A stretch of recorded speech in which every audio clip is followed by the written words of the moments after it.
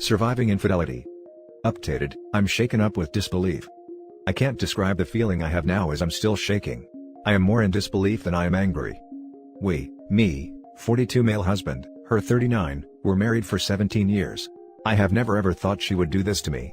I really thought we had happy family that everyone envies. We have been through our financial hardship together during our earlier days. She was very supportive of my then startup and basically lived off of her little income, and I really did appreciate and thanked her for going through it with me. I swore to live my life for her. I really don't know where to start or how long this has been going on. Thinking back, the first suspicion I had was about 2 years ago when she had to drive up to San Jose, we're in Southern Cal, for a funeral for one of her friends' dad and spend a night there, then called me to spend 2 more days there while she was up there. I had no doubts then. But one thing I noted was, she didn't talk anything about her 3 nights when she was up there. She only answered when I asked her. She's usually a very talkative person and talks a lot about anything and everything. But hey, it's a funeral, so not a really good subject to talk about in detail. I passed on it. Last year, one of her friends got married and she asked to spend a night for a bachelorette party / bridal shower. We knew the bride and I knew about the upcoming wedding that we were attending. Again, not a word about the party. It's a bachelorette party, so what happens there, stays there, so I guess I was okay with her not saying much. But in the past, she has said a lot about what she did in the other bridal shower. Not the details, but at least what she ate, who was there, etc. I started making enough for her not to work, and she's a full-time housewife for about 8 years now. There were 2 instances that I know of, where she was late to pick up my child at school. Once she said she was out shopping and got caught up in traffic. She did not have anything new purchased that day, and said she didn't find anything she liked. Another time, she said she took a nap and slept in. To me, those are not acceptable. I wanted to ask my child about the times she was late for pickup, but I really didn't want to have my child involved. But I mean now. COVID-19, this is when I started being suspicious. My child has told me that she's been going out for an extended time. When I asked her about it, she would make some BS stuff up and I started doubting and became paranoid. Been about 3 weeks since my child's school started to have option of kids going back. I'd rather not have my child go back, but she insisted. She's a full-time stay-home mom, so I see no reason to hurry back to school, unless she has something else in her mind.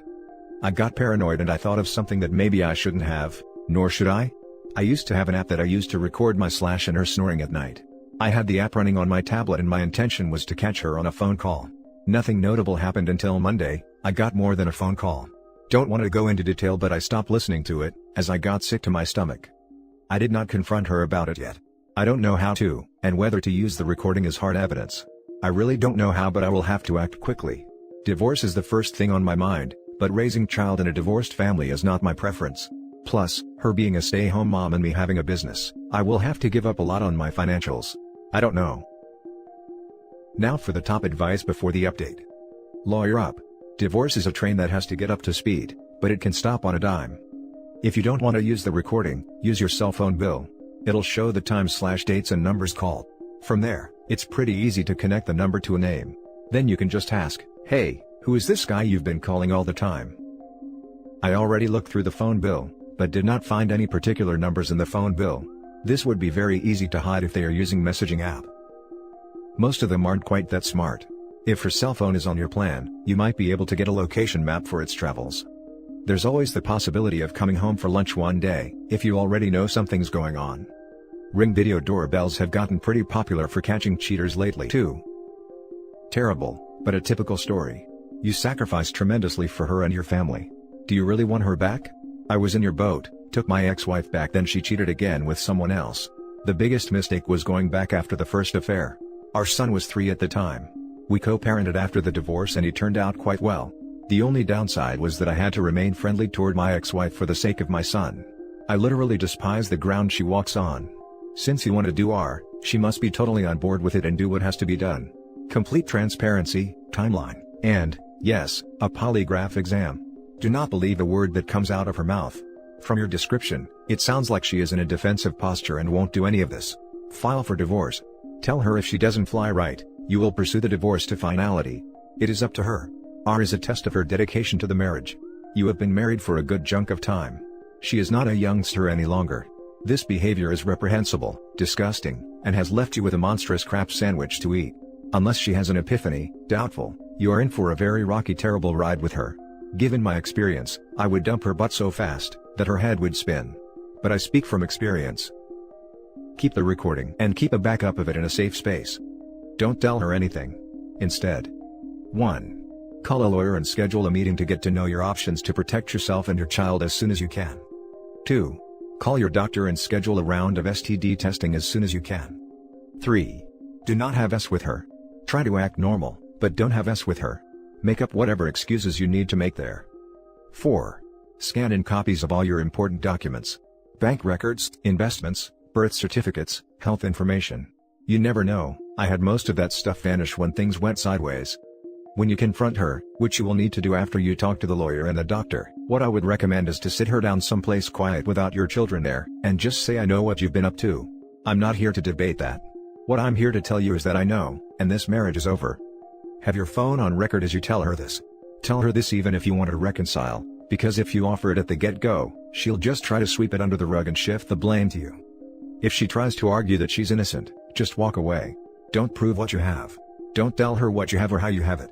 Don't argue, deny, defend, or engage her. Just shrug your shoulders and walk away. If she confesses, know that she's going to only confess to the bare minimum that she thinks you know or that you'll buy. If she confesses, don't engage her. Instead, hand her a piece of paper and a pencil and tell her that she needs to write down exactly who she's been with and what she's done with them since you've been married. Do not make a decision right now. Do not confront right now. This blindside her. And also, very important, DNA test your child. It's not the first time she has done so. Edit. Thank you everyone who commented below, although I was not able to respond to every comment. It looks like my first step is to go seek legal advice. I'm in California, which is community state, so we will have to split our assets. I don't mind giving up half of the savings in our property, but I'd hate to give up my business. Also, my bigger concern is our child. It is very difficult. Until I take further actions, I will not confront her. I'm disgusted to sleep in the bed where she made love with another man. I'll just have to bear with it for now. I'm so tempted to go through her phone, but I'm really scared to see what I may see. I'll keep you posted. Now for the update. First of all, thank you everyone for all your support and useful advice and resources. Approaching 2 weeks since I caught her infidelity. The biggest decision I needed to make was whether to try to stay together and go on a divorce route. One thing that really shocked me was that I did not see any warnings to this. I always thought we had a good happy family. I decided to lean towards keeping our marriage. Or at least try to. I thought I would regret less if I divorced later after trying. This would be a very difficult burden to live with, but at least I would try. I did consult with several attorneys. Some of them had free initial consulting and some charged up front. One challenge was to find a way to make the payments as we share all of our finances, and I did not have a payment method where she would not know or find out soon enough. Some takeaway from the consultations were, California being community state, all of the assets we accumulated during our marriage should be split 50-50. We pretty much started our marriage from scratch, so that means everything we have now. However, we can make a settlement, so I can keep all of my shares in my business. Then I will have to give up most of the other assets. Also, she has been out of workforce for 8 years, so there will be spousal support regardless of whether she opts to find a work or not. She will probably not make much if she opts to work. Also, the child support. It sounded like the custody battle will be an uphill battle. The court will care about the best interest of the child, and our child is super attached to the mom since her being stay-home mom and they spent most of the time together. Also, California is a no-fault state, so infidelity goes out the window. One thing to note, the initial intake forms that attorneys require asks about my annual income. To me, that sounded like them asking me how much they can make from me. Also, they won't give me a clear answer until I hire them and pay retention fee. Their reasoning is that every case and circumstance is different, so they need more details to work with. From the resources I read through, said to gather as much evidence as possible. Maybe hire a private investigator. Maybe the long game was the right way to go. One thing I really wanted to dig into was her phone, but I had no way to get into her. I tried, but the Face ID does not work when she's asleep. It has been a long week and I could not sleep or work right, and it was too much to bear. I never ever, in my wildest dream, thought I'd divorce. I grew very anxious and out of patience. Last Friday night, I waited for her to come out of shower and told her I need to talk to her. She had no idea what was coming to her, and I asked her if she has something that I should know that she doesn't think that I know. She said no, and why I'm asking. So, I rephrased it and asked her if she has something to confess. Her face got red and she grabbed her phone and walked into the bathroom. I followed her, but she quickly went in and locked the door. I banged on the door, asked her to come out because we need to talk, but she started getting irritated and turned on the hairdryer. We kept yelling back and forth while she was drying her hair. This went on for a while, and it took me a while to realize that it's easy to unlock the bathroom door from outside. I unlocked it using a small screwdriver, and she was sitting on the toilet with her phone. I tried to grab her phone, but she held onto it tight and wasn't about to give up easily. I told her why she's doing this to me. And she's still telling me to what? I dragged her out of the bathroom and told her we need to talk. I told her to tell me everything I need to know that might jeopardize our marriage. At this time her face got really red and she said she doesn't have anything to say. I actually had another plan to press her and lead her to confess, but for some reason I went straight to the recording. And for the first time since we were together, we had some physical altercation. She jumped on me to take away the tablet. She was hysterical and I could see her using all of her force to take it away from me. I just held it away from her with one hand, and I really had no intention of keeping it away from her, and didn't really want to hear what was going on for too long. So she took it away from me fairly easily, and she slammed it on the table to break it.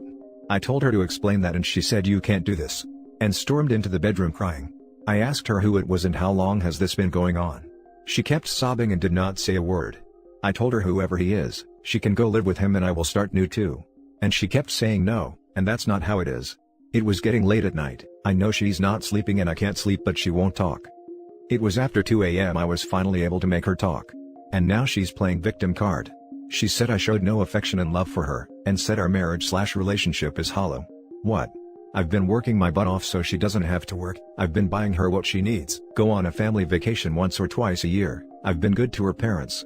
What else she wants from me? All she was saying was the things she did to me and how raising a child/full-time housewife is also his full-time job, and what I did not do to her. It left me really speechless how selfish her thoughts were. As for who this guy was, he's a friend from the area we were before we moved. She didn't say how they met. I told her if she wants to keep our marriage, I need to talk to him. But she said she will end the relationship herself. But this is a big no to me. I need to talk to him and sort things out. She said she will let me know. Also, she said it's been only recent when they started meeting. Probably BS. I asked her about the funeral and bridal shower, but she said I can check with her friends on those. But I think it would be too late to check on those now, if she already talked to her friends to lie for her. I pressed a lot of things to her but I feel like I did not get much clear responses from her. I spent the night without much sleep. Maybe I did for minutes here and there. It wasn't until that morning she apologized. She was sobbing and telling me how she's ashamed of what happened and what terrible thing she did. And how she never meant to be in that position, how she loves me and our child and we need a therapy to stay together. I can't really tell if she's being truthful or just trying to get away with it for time being. Yesterday was a difficult day for both of us. I got the AP's number and I called him, but he did not answer. I left him a short voicemail and texted him that I need to talk, and later he texted me that he thought our marriage was falling apart. I called him right after I got the text and he didn't answer. So, I asked her what she told the AP about our marriage, and if she told him our marriage is falling apart, and she says she never said that. A lot more happened than what I wrote here, but I'll stop here for now and update more later. At the end, I concluded that I wanted to try to keep our marriage if possible. But I'm hating my life now. Now for the top advice. Please accept that by wanting to continue this marriage, very negative emotion and consequences on you, not her. She has only told you lies by via trickle truthing. It's very difficult, but I'm willing to give it a try. I feel like I will have less remorse and regret later after trying, than deciding to separate now. You will be burned twice. And that's on you. Don't let someone humiliate, degrade and emasculate you twice, dude. Let's unpack this. 1. She didn't initially apologize. 2. She showed no remorse in the beginning. 3. She didn't ask for reconciliation. 4. She did not ask for forgiveness. 5. She was willing to get into a physical altercation over her AP. I know this community is full of divorce hard-ons, but you got to think clearly, my dude. Sounds like she's buying her time and thinking out her next move. She may have even done it with her AP's knowledge. She went from physically fighting you to crying and wanting to save the marriage hours later when you two were in separate rooms. Men have a tendency to get whipped and not think clearly in this situation. My advice to you if you are planning on trying to save your marriage is to do it in a manner where you are mentally, financially and emotionally prepared for divorce. Live your life for you, and if she wants to go along for the ride, then she is welcome to join you. Personally, I don't think she plans on sticking it out with you and she got something dirty up her sleeve. She actually got physical with you to protect her affair partner and their secrets. My guess is she texted him the whole time while you were separated. Do not trust her. I bet money she didn't break off anything with him and she is planning something. All my knowledge of this, and I have plenty, most remorseful spouses are all about saving the marriage immediately after getting caught. Hers was about protecting secrets, and willing to get into a fight with her husband of 17 years in order to do that. Just let that sink in before you blindly use love as an excuse to put the horse blinders on. Thank you. I agree that her first reaction was not to apologize nor show remorse but to protect her. I can't think straight now, and I'm taking everything emotionally. I do not trust her at the moment and is taking everything she says with grain of salt. On one side I felt relieved, but on the other side, the battle just started. We'll see how things go. Thanks. Dude, you should have controlled your emotions and gather evidence. Now you have nothing. For me, it would be impossible staying in the marriage. But I can understand you, because you will not see your child as much anymore. But if I would stay married, I would start dating other women. There is no reason for you to stay loyal to her. Anyway, keep us posted. At first, I thought I would play long game and dig into things more, but I just couldn't do it. Even 1 week was too long. My child was on top of my thoughts as I went through this. I wouldn't want to date someone else, just to get even with her. That won't help our relationships, but thanks. And that's it for this video, guys. If you have thoughts to share, leave a comment below. Don't forget to hit like and subscribe if you like this content.